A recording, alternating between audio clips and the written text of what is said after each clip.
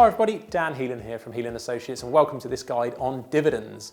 Now dividends are pretty exciting for us people in the accountancy world currently. Not quite as exciting as it was a few years ago before the tax changes. But what it allows a business owner to do with a limited company is where there are profits, it allows you to pay yourself those profits.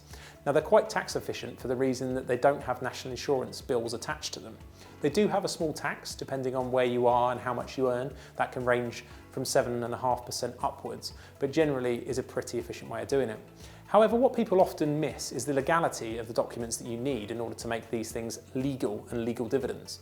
There's a small difference between final and interim, and you'll quite often hear that. Most accountants will tell you to pay interim, and the reason is that it's less stringent, especially as an owner-manager. Under a final dividend, you'd need to hold an AGM, an annual general meeting with all the shareholders, probably be yourself, and run through some other formalities that aren't really practical. So as a result, interims are quite often used. Now the first step in this process to make sure they're legal is to make sure that you have some sort of documents to show the profits built up. Now as accountants and our practice, one of the things we massively believe in is regular data. As a result, we give people regular management account data, accounting updates as we call them, and it will show the state of the business and it will show those profits.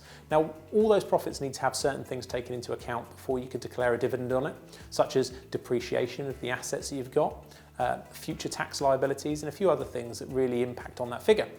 Once that figure is known, you can then decide whether the amount you've paid yourself is actually a dividend, because calling it so or sticking it on your online banking as dividend is not going to cut it.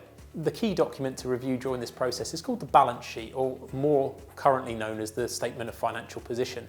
This will show right at the bottom all the state of play taken into account, the assets and the liabilities, what funds are available. Without going into too much detail, there's some other things that need to be taken into account there, but generally those figures at the bottom, known as the equity, is going to help you in deciding whether you can pay that dividend. Presuming that there are enough profits to cover this dividend you want to pay yourself, you then need to record the decision in a meeting minutes. This doesn't have to be particularly complicated. It can just be a set of, Word document that has a set of minutes written on there, who was there, the date of the decision, and the decision to resolve to pay a dividend.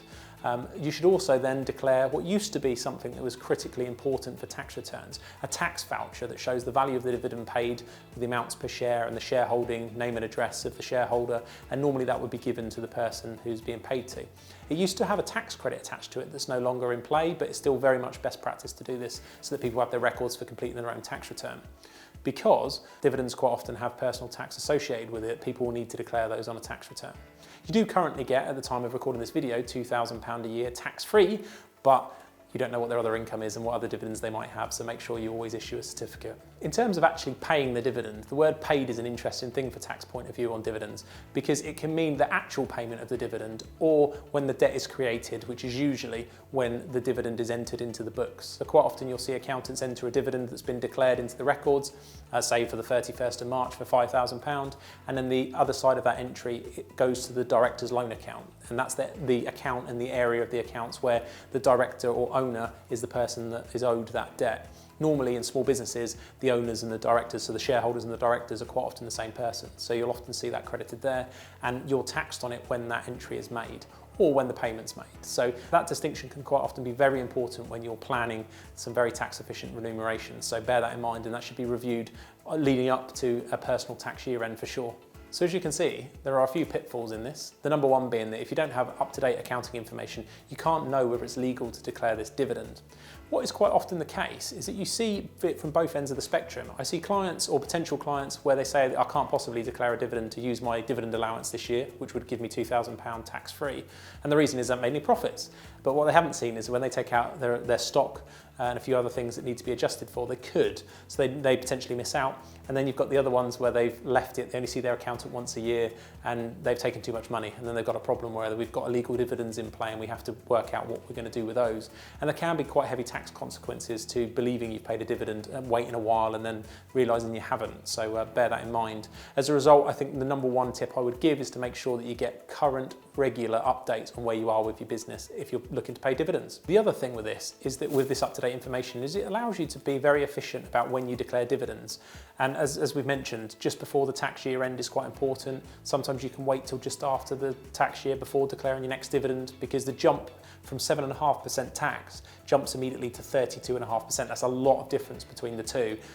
When you could have just maybe waited a week before taking the money or declaring the dividends, there's a few different options. So it really is vital that you get that planning done. And also considering the amount in your director's loan account. So we talk a lot, and anybody who's heard me talk will know how passionate I am about good bookkeeping.